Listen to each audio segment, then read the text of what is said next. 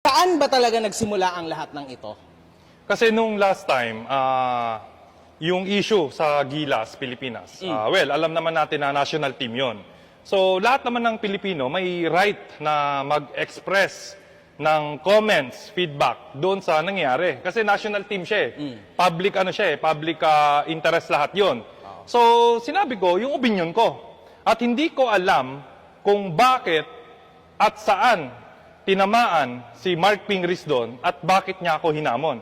Kasi totoo naman eh, national team yun eh. Ang pangit ng nangyari.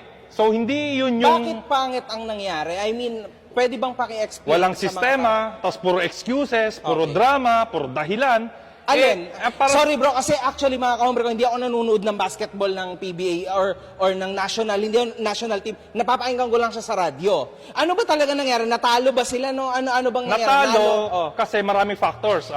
Walang sistema, kesyo ganito daw, walang chemistry, saglit lang daw kasi nag-training. Kasi nga, hindi natin pinapriority. Ang sa akin lang, sobrang dami ng coaches na magagaling sa Pilipinas. Bakit yan lang ang binigay sa Pilipinas? Deserve ng Pilipino, deserve ng basketball community na makaranas ng achievements, lalo na sa basketball. So, dun lang, hindi nila chinek, hindi nila tinignan, bakit sila yung naging nilagay dyan, yung mga coaches na hindi deserving. Eh, marami naman magagaling eh. Kasi ang nangyari dito, yung coach na nilagay dyan, hindi nakapag-commit. May ibang ginagawa, tapos extra-extra lang niya yung team ng Pilipinas. So, yung result, extra-extra lang din. Okay. Pati yung mga player, ganun din. So, ang daming excuses eh. So, ang daming deserved na player na magagaling na dapat nandyan, ang daming coaches na dapat ilagay dyan, bakit kayo ang nilagay dyan? So, nag-express ako ng opinion kasi nga, ang pangit ng resulta. Napakapangit eh. Natalo ba? Walang kwenta. Okay. Tapos, nanalo nung nakaraan, isang beses lang, tuwang-tuwa sila. Okay.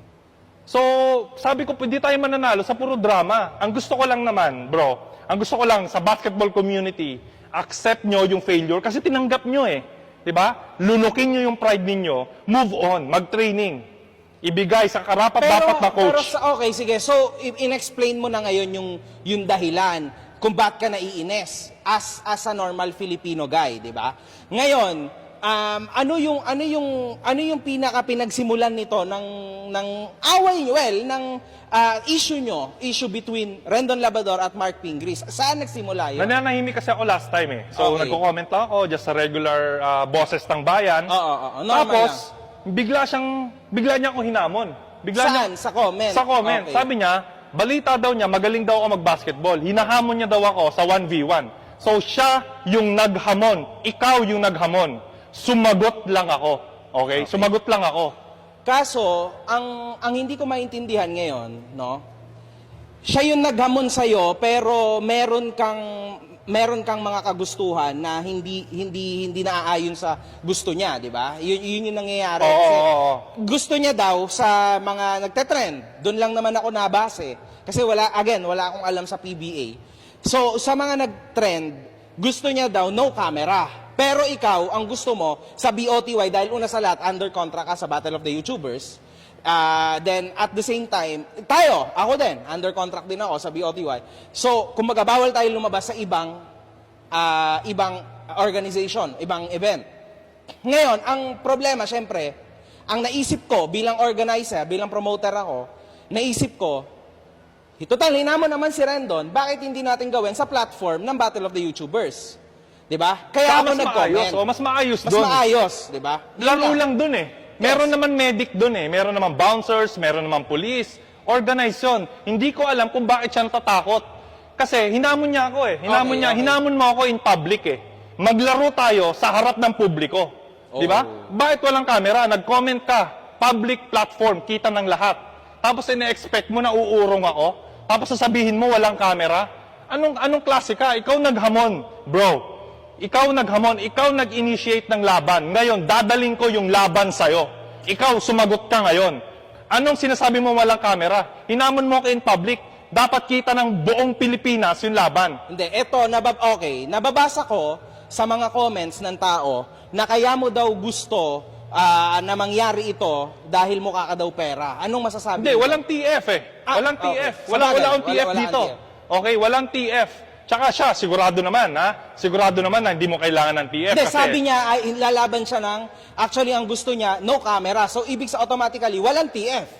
Kasi Okay. walang camera nga, lalaban siya eh. So in short, ang kikita lang dito is yung organization, yung Battle of the YouTubers ang kikita. But at the same time, yung mga tao, kasi syempre, na-hype yung mga tao, na-hype kasi din yung mga tao, na-excite sila na, Rendon Labrador at Mark Pingris, parang mamamatay yung binuo niya. Well, binild up niya na gano'n. Hindi ko nga magets eh.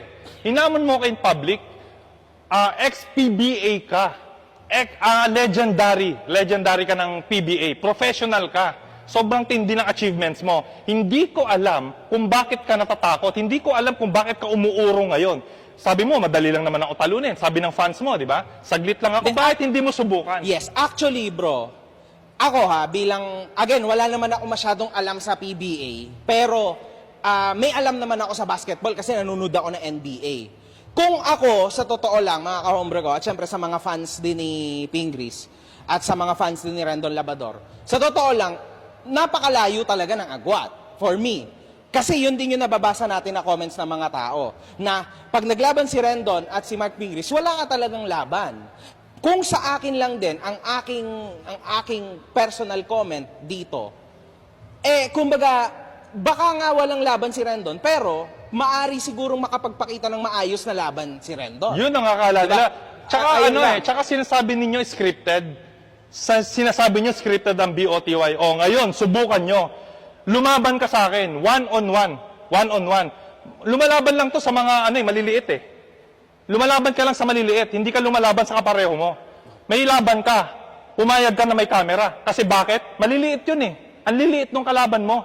Lumaban ka sa akin, kasing height mo. Oh. Di ba? Pero ang dami ko ring nababasa na comments, bro, na kung saan sinasabi nila na kaya mo lang daw talaga to ginagawa sorry, kasi nasagot mo na pala yan, no? Eto na lang, bakit mo to gagawin? Okay, yun na lang, bakit mo to gagawin? Hindi ka namang kikita. Wala kang TF. Hindi, pride lang. Bakit? Pride lang, kasi napahiya na ako eh. Okay.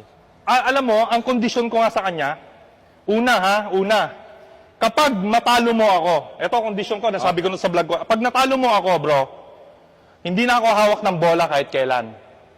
Hindi na ako maglalaro sa Battle of the YouTubers. Tsaka yung kahihiyan sa social media. Di ba? So, di ba? Yun yung kaya kong yun ang kaya ko eh. Ikaw, ano yung matataya mo? Kasi kung gusto mo makipagkaibigan, kasi sinasabi ng mga fans niya bakit daw ayaw ko daw pumayag na walang camera, ganyan. Kasi kung gusto mo makipagkaibigan, pwede mo naman ako message eh. Okay naman ako eh.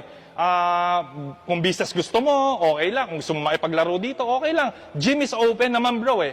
Pero huwag mo nga hamunin, kasi sa sports competitive ako. Baka natatakot ka lang. Baka takot ka sa asawa mo, ayaw ka payagan. Oh my. Ang daming excuses eh. PBA legend ka, ba't ka natatakot? Kapag natalo kita sa one-on-one, ako na mas legendary at mas bagay sa akin to. Sige. Anyway, Rendon, no? To close this, ano ang pinakahuli mong pwedeng sabihin sa mga tao muna? Sa mga tao na sumusuporta sa'yo at sumusuporta sa kanya. Eto guys usapang lang to, sports, okay? Huwag niyo akong tignan na ako si Rendon na businessman, huwag niyo akong tignan na ako si Rendon na motivational speaker, na influencer, o kahit sino. Ang usapan na to ay Rendon at basketball lang. At ikaw, Mark Pingris, galing ka sa respetadong pamilya, PBA legend ka, maraming umiidolo sa'yo, gets ko yon, okay? Ngayon, isang tabi natin lahat ng mga credentials natin. Pumunta ka dito, bumaba ka dito sa Battle of the YouTuber, one-on-one. Mark Pingris at basketball ang pag-uusapan natin, dangal sa dangal, wasakan tayo ng dangal. Para makita ng tao, akala mo, sa PBA kasi iniingatan ka. Ngayon, dito tayo. Kung matibay ka, kung matapang ka talaga, kung matigas ka talaga, patunayan mo dito. Huwag mo nga hamunin kung aatras ka. Sa lahat ng mga naghahamon dyan, kung hindi kayo papalag sa akin, huwag kayo maghahamon-hamon sa akin. Nananahimik ako last week eh. Ang ayos ng bigla mo akong hinamon o sumagot ako ngayon. Nasaan ka na ngayon? Lumabas ka. Ilabas nyo si Mark Pingris.